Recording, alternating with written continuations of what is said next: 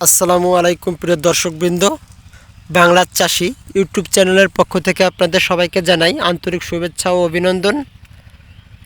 আপনারা হয়তো খেয়াল করছেন, এটি একটি মুড়ি কাটা পেঁয়াজের জমি।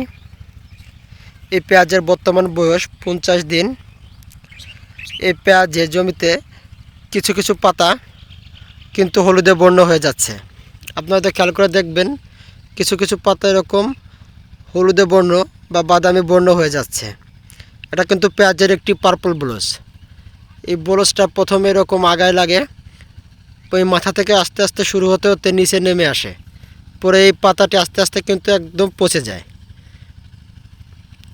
তো এই অবস্থায় পেঁয়াজের জমিতে আপনারা লুনা সেন্সেশন, যার মূল উপাদান ফ্লুপাইরাম ও ট্রাইফ্লক্সিস্ট্রোবিন, এটি প্রতি লিটার পানিতে 1 মিলি হারে অর্থাৎ 1 টবে 16 মিলি হারে মিশিয়ে স্প্রে করে দিলে পেঁয়াজের পার্পল ব্লচ দমন এবং সাথে সাথে পেঁয়াজের বোগ এবং গাছ অধিক কালো ও দ্রুত মোটা তাজা হয়ে যাবে।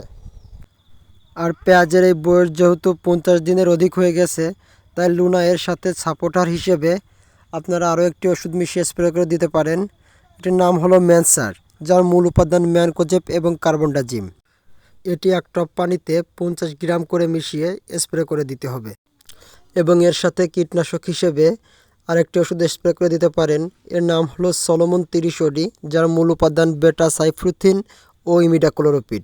এটি প্রতি লিটার পানিতে 1 মিলি করে অর্থাৎ 1 টব পানিতে 16 মিলি হারে মিশিয়ে স্প্রে করে দেবেন। এই 3টা ওষুধ স্প্রে করে দিলে একসাথে মিশিয়ে আপনারা ভালো ফলাফল পাবেন।